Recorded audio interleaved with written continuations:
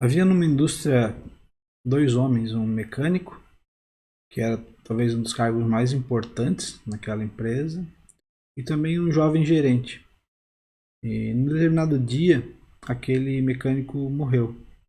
E o jovem gerente, não sabendo muito o que fazer, resolveu ir na casa daquela família, visitar a família. Chegando lá, a esposa o recebeu e pediu para ele sentar na sala de estar junto com os filhos. E perguntou se poderia ler para ele alguns poemas. Ele, não sabendo muito como reagir, concordou, e ela buscou um livro muito bonito, encadernado, e começou a ler em voz alta alguns poemas, poemas lindos. E ao final, quando ela acabou de ler, ele perguntou quem tinha escrito aqueles poemas, e para surpresa dele, ela falou que havia sido o marido dela. E passados muitos anos, ele ainda se perguntava se aquele homem ele era um mecânico que escrevia poesias ou se ele era um poeta que trabalhava como mecânico. E na igreja é assim também. No corpo de Cristo nós temos engenheiros que trabalham cuidando das crianças, nós temos enfermeiras que hospedam grupos pequenos nas suas casas, nós temos vendedores que atuam fortemente na intercessão, nós temos pessoas que trabalham na limpeza e que na igreja são mestres. E nós temos as mais variadas configurações dentro desse corpo. De forma que o Espírito Santo ele derrama sobre cada membro do corpo dons, talentos, capacitação especial. E é sobre isso que a gente vai falar um pouco hoje. Vai falar sobre os dons espirituais, sobre aquilo que o Espírito Santo derrama, ele concede para a igreja, para a sua edificação. Os textos base que a gente vai utilizar são 4. E eu quero passar para vocês um truque para que você possa memorizar isso mais facilmente. E os textos principais que falam sobre dons são 1 Coríntios 12, Romanos 12, Efésios 4 e 1 Pedro 4. Então, nós temos, para gravar, nós temos dois livros grandes, 1 Coríntios e Romanos. Nesses livros maiores, 1 Coríntios 12 e Romanos 12. E nos livros menores, Efésios e 1 Pedro, é o capítulo 4. Então, Efésios 4 e 1 Pedro 4. Vale aqui destacar que 1 Coríntios é os capítulos 12, 13 e 14. 12 e 14 falam muito fortemente sobre os dons, e o capítulo 13 fala sobre o amor. É o capítulo clássico da Bíblia que fala sobre o amor. E esse capítulo é muito importante que ele seja entendido nesse contexto. Ele é o recheio. Dons, amor, dons. E, na verdade, todos os textos que a gente vai ler aqui, esses 4 textos principais, em todos eles você vai encontrar algumas características. Você vai ver eles falando da verdade dos dons, mas também eles falando de amor e também falando do corpo. Que nós somos um só corpo, mas que nós temos diversos órgãos, diversas partes, todas elas importantes e todas elas com uma função específica. Então, vale a pena ler esses textos, estudar esses textos e encontrar essas partes todas neles. Eles falando dos dons, falando do corpo e falando do amor também. Então, só para fechar, 1 Coríntios 12, 13 e 14, Romanos 12, Efésios 4 e 1 Pedro 4. A gente já viu outros textos que falam sobre o Espírito Santo de forma geral, mas esses falam especificamente dos dons. E a gente vai, ao longo desse material que a gente está estudando, você vai encontrar várias vezes textos desses capítulos da Bíblia falando. Eu vou tentar relembrar aqui, mas procure prestar atenção e ver como esses textos aparecem e como você lendo todos eles junto, você vai ter um entendimento muito melhor a respeito dos dons espirituais. Então vamos lá. 1 Coríntios 12, versículo 1 fala o seguinte: Agora, irmãos, quanto à sua pergunta sobre os dons espirituais, não quero que continuem confusos, ou desinformados, ou ignorantes. Então vejam, Paulo responde uma carta, provavelmente da igreja de Corinto, e ele vem agora então explicar para essa igreja a respeito dos dons espirituais. Vejam, não era uma igreja que desconhecia os dons, é uma igreja, pelo contrário, Paulo fala que eles tinham todos os dons. E eles usavam esses dons. Isso causava até algumas confusões, algumas dificuldades, e Paulo tem que trazer orientação, ele tem que trazer direção para essa igreja sobre o uso correto dos dons espirituais. E isso a gente pode aprender muito aqui com isso. É importante observar, Paulo não impede-os de utilizar os dons, Paulo não manda, não proíbe, Paulo não manda que eles refreiem os dos dons. Pelo contrário, ele se alegra em como aquela igreja era uma igreja pentecostal, como aquela igreja era uma igreja avivada, como aquela igreja era uma igreja livre nos dons. Mas ele ordena, ele organiza para que aquilo possa ser usado como bênção e não como escândalo, né? E não para destruir a igreja, mas para edificar a igreja. A gente pode tirar algumas lições importantes a partir desse texto. Então, o que é importante a gente tirar daqui? Nós devemos conhecer a respeito dos dons espirituais. É importante compreender, estudar, descobrir que dons nós temos, praticar esses dons e compartilhar, usar para a edificação do corpo de Cristo. É muito importante que a gente, nesses tempos, possamos trazer de volta algo que talvez ficou morto durante muitos anos, que é a ideia, o princípio de que cada cristão é um ministro, que cada um de nós recebemos dons espirituais e se espera que nós sirvamos. A palavra ministro quer dizer servo, ministério quer dizer serviço. Durante muito tempo se usou o termo ministro como sinônimo de autoridade. Muitos pensam em ministério como sendo algo para estar sobre os outros, mas no reino não é assim. No reino, quem quer ser o maior tem que ser aquele que serve a todos. E quando a gente fala em ministro, é nesse sentido. Cada um de nós é um servo para o corpo, é um servo para os demais. E é importante que nós, então, compreendamos isso, que Deus não criou clero, Deus não criou uma elite dentro da igreja. Deus nunca entendeu que deveria ser assim a sua igreja. Jesus Cristo não veio para que nós tivéssemos uma separação entre aqueles que servem e aqueles que são servidos, entre aqueles que são mais espirituais e aqueles que precisam receber alimento na boca o tempo todo. Não. Deus criou um corpo onde cada parte ela ajuda na edificação do corpo. 1 Pedro 4,10 fala o seguinte: Deus concedeu um dom a cada um, e vocês devem usá-lo para servir uns aos outros, fazendo bom uso da múltipla e variada graça divina. Não tem muito o que explicar aqui, né? Não tem muito para onde fugir nesse caso. E eu quero que você compreenda que em alguns momentos eu vou trazer um pouco isso. Né? Não que seja um peso, é uma graça, é um privilégio, mas tem que haver essa compreensão da nossa responsabilidade. Vejam, quebrando aqui já algumas mentiras que talvez venham sobre nós. Deus concedeu um dom a cada um. Quer dizer, se você nasceu de novo, você recebeu a Cristo, foi batizado, recebeu o Espírito Santo, você tem pelo menos um dom. Como a parábola dos talentos fala, ele distribuiu para alguns 1, para alguns 2, para alguns 5 talentos, mas cada um recebeu pelo menos um talento.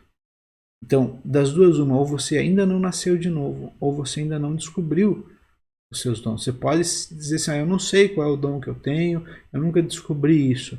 Mas se você nasceu de novo, se você tem o Espírito Santo, você tem pelo menos um dom. A maioria das pessoas tem, né? Talvez mais dons. À medida que você é fiel no pouco, Deus te coloca no muito. À medida que você é fiel num dom, Deus vai acrescentando outros dons. Mas pelo menos um dom cada um de nós tem. E o que eu faço com esse dom então? Eu coloco uma medalha no peito, um diploma na parede? Não, eu uso esse dom.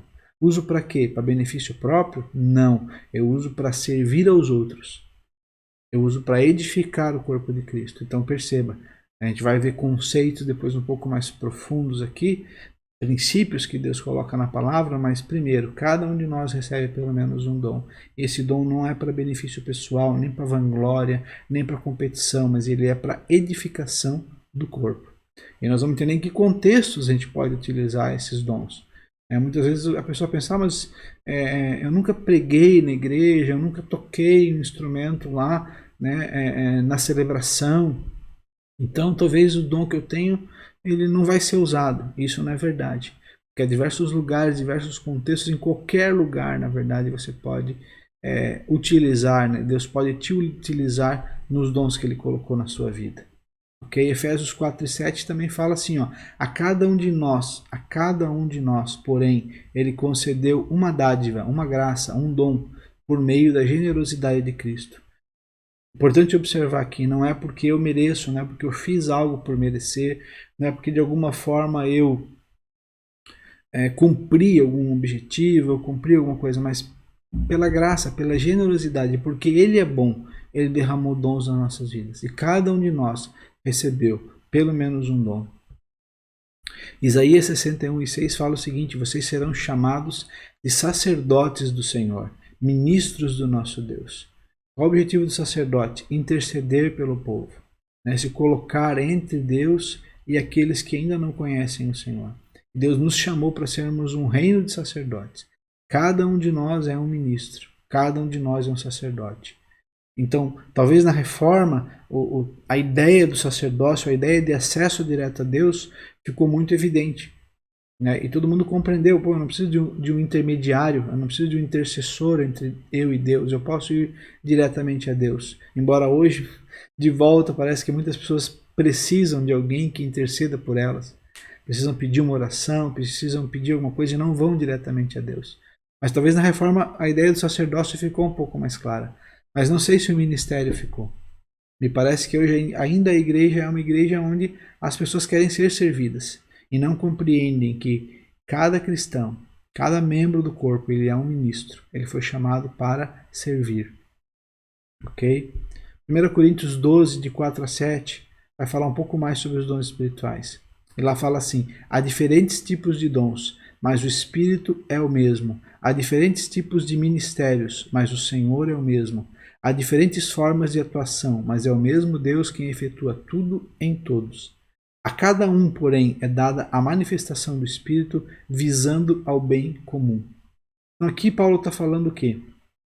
Para um povo pagão, para um povo politeísta, que tinha deuses para cada coisa, né? Vamos lembrar da mitologia grega, por exemplo, onde você tinha o deus da guerra, o deus da colheita, o deus do amor, o deus das causas impossíveis e sei lá o que mais, né? Um deus para cada coisa. Ele está falando, não existem muitos deuses, existe um único Espírito. E esse Espírito concede diferentes dons, diferentes manifestações. A graça dele é espalhada de forma misericordiosa e abundante sobre a igreja. Para quê? Para trazer um bem comum. Então vejam como Paulo usa essas palavras, né? Em Efésios ele também vai usar algo parecido. Ele parte, né, da ideia de trazer para o único, é um único Deus, é um único Senhor, é um único Espírito, mas ele distribui no corpo de forma variada, de uma multiforme graça. Para quê? Para a edificação do corpo, para a unidade do corpo. Então essa variada graça é por meio da variedade de dons que nós nos unimos, que nós nos tornamos um. Não há mais competição, não há mais briga, não há mais divisão, porque o amor tem que estar aqui no meio, né? E cada um recebe. E cada um de nós vai entender que é único. Cada um de nós tem um dom ou uma combinação de dons que nos faz único dentro do corpo, dentro das diversas atuações. Não há motivo para competição, não há motivo para eu invejar o dom que o meu irmão tem. Que foi pela graça de Deus, pela sabedoria de Deus, pelo conhecimento de Deus que ele colocou esses dons na minha vida. Então eu não devo querer competir com o meu irmão, querer o dom que o meu irmão tem. Pelo contrário, se Deus colocou na minha vida, ele sabe por que ele colocou. E meu objetivo então é não competir com ele, não invejá-lo, mas exercer, usar o dom que Deus colocou na minha vida para a edificação do corpo. Quando cada um de nós faz isso, o corpo cresce saudável, como a palavra de Deus fala. E essas competições não têm mais lugar. Porque cada um está ocupado, ou em exercer o seu dom, ou em ajudar o irmão a exercer o dom dele. E isso muda tudo na vida da igreja. Essa compreensão é o que nos ativa, é o que nos traz para dentro do corpo e gera unidade quando ela é exercida em amor. Vamos para definições então. Eu vou passar duas definições do que é um dom espiritual. Vou passar a definição do Peter Wagner primeiro e depois a do Joel Kominski. E eu recomendo, né, os dois livros deles, tanto do Peter Wagner quanto do Joel Kominski, no final aqui eu vou citar, e vou fazer uma resenha também desses livros, são livros muito importantes. Peter Wagner fala o seguinte: dom espiritual é um atributo especial dado pelo Espírito Santo a cada membro do corpo de Cristo, de acordo com a graça divina, para ser usado no contexto do corpo. A gente poderia quebrar essa definição em algumas partes, né? Primeiro, o dom espiritual é um atributo especial, é algo que o Espírito Santo coloca na vida da gente, né? Então, segundo, ele é dado pelo Espírito Santo. Não sou eu que gero ou que desenvolvo, mas é o Espírito Santo que coloca. E ele coloca em cada membro do corpo de Cristo, ou em todo membro do corpo de Cristo. né? Cada um de nós tem, né, sendo membro do corpo, um dom espiritual. E esse dom não é porque eu escolhi, porque eu decidi, porque eu olhei no menu, ou porque eu sou muito hábil, ou sou muito bom em alguma coisa, mas é pela graça divina, é um favor divino. É Deus na sua misericórdia e na sua sabedoria que coloca sobre a minha vida. E para que ele coloca? Para ser usado no contexto do corpo, para ser usado para a edificação do corpo. É claro que eu posso usar os meus dons para evangelizar, para alcançar pessoas, para manifestar a glória de Deus. Mas ainda assim, eles objetivam o crescimento e a edificação do corpo de Cristo. Né? Trazer pessoas, mas que ela, ao vir, seja encaixada dentro do corpo e que o corpo continue crescendo saudável. O Joel Kominski tem uma definição um pouco mais simplificada, talvez, né? Mas é muito parecida com a definição do Peter Wagner, que é a seguinte: qualquer coisa que Deus lhe deu, que você pode usar para satisfazer uma necessidade no corpo de Cristo, pode ser seu dom espiritual. Qualquer coisa que Deus coloca na sua vida e que você usa isso, né, para suprir uma necessidade, para tapar um buraco, para auxiliar no crescimento do corpo, pode ser o seu dom espiritual.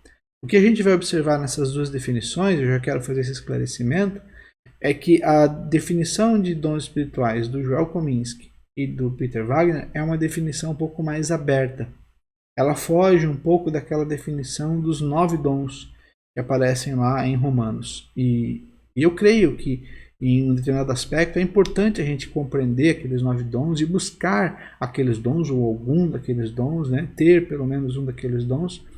Mas para efeito de edificação do corpo, de crescimento e de encaixar cada um de nós no corpo, é interessante termos uma visão mais abrangente de que qualquer coisa que Deus coloque na minha vida pode ser uma habilidade, um dom que Deus quer utilizar. Porque senão eu posso olhar, eu não tenho nenhum desses 9 dons nesse momento, então Deus não colocou nenhum dom na minha vida. Mas há muitas outras formas de servir no corpo, além daqueles 9 que aparecem lá em Romanos 12. Então nós vamos ver uma lista bem grande, são mais de 20, 30 e poucos dons, e ela não é fechada, quer dizer, podem surgir outras formas, né, manifestações de dons, sempre olhando para essa definição. A gente pode encontrar esses dons e a gente vai então depois no final fazer um teste para descobrir quais dons a gente possui e então desenvolvê-los e utilizá-los dentro do corpo. Então não perca aí quando a gente chegar nessa parte de ver, né, conhecer cada um desses dons e também depois poder fazer o teste dos dons. Vamos mudar um pouquinho de assunto e vamos falar, né, um pouquinho sobre modelo de igreja. Eu falei um pouquinho sobre a reforma e sobre essa visão que às vezes a gente tem de que há um clero, de que há uma separação entre aqueles que servem e aqueles que são servidos. Qual é o modelo da igreja? Que modelo Deus definiu? Que modelo Jesus veio estabelecer? Será que é o modelo da pirâmide? Um modelo com pastor em cima, um pequeno grupo de líderes que ele consegue cuidar e a partir dali um monte de gente que é servida, que é cuidada, que passa a vida toda dependendo dessa elite, desse pequeno grupo cansado provavelmente, né? Será que esse é o modelo que Deus criou, um modelo em pirâmide, que é um modelo muito parecido com o modelo organizacional dentro das empresas, por exemplo? Um outro modelo que a gente poderia ver, né? Aqui eu brinco, né? Um pastor exausto em cima, alguns líderes cansados no meio e todo o resto infrutífero na base. Será que é esse o objetivo de Deus? Eu creio que não, né? Ou será que é um modelo da igreja, é um ônibus, né? Um condutor, que seria o pastor, dirigindo esse ônibus, um cobrador, que seria o tesoureiro, que recolhe dízimos e ofertas, e um bando de passageiros se acotovelando, né, reclamando provavelmente, e sendo levado para um destino que talvez eles nem saibam para onde é. Será que foi para isso que Deus estabeleceu a igreja? Eu creio que não também. Então, eu gosto de 2 modelos, além do modelo do corpo, que a palavra utiliza e que a gente vai utilizar em muito, que é um modelo muito rico, né? Essa ideia de falar do corpo e das diferentes partes. Eu gosto muito da ideia das engrenagens e da ideia do edifício. Por que engrenagens? Porque as engrenagens passam a ideia de um motor, algo que leva a movimento e que é composto de diversas engrenagens de tamanhos diferentes. né? Algumas parecem maiores, mais fortes, outras menores, mas todas elas são importantes. E todas elas se encaixam. E ao se encaixarem, elas geram o movimento. Elas geram ação, elas geram força. Então, a ideia é de que não há uma mais importante do que outra, porque se uma para de funcionar, todo o mecanismo para. E assim é no corpo. O corpo vai funcionar de forma perfeita quando todas as engrenagens, todas as partes estiverem operando de maneira organizada. Um outro exemplo, um outro modelo que eu gosto é a ideia do edifício, que a Bíblia usa muito, né? E quando eu penso em edifício, eu penso numa parede de tijolos, ou melhor, uma parede de pedras, não de tijolos. Tijolos são regulares, todos arrumadinhos, iguaizinhos. Mas Deus sempre usa a ideia de pedras, né? A pedra, ela é recolhida e ela é empilhada, ela é colocada, e no meio dela a gente coloca a argamassa. E a argamassa representa o amor para mim. Por quê? Porque a argamassa tira a diferença. Se a gente olhar para uma parede irregular, como essa que eu tenho aqui na imagem, ela tem pedras de tamanhos diferentes.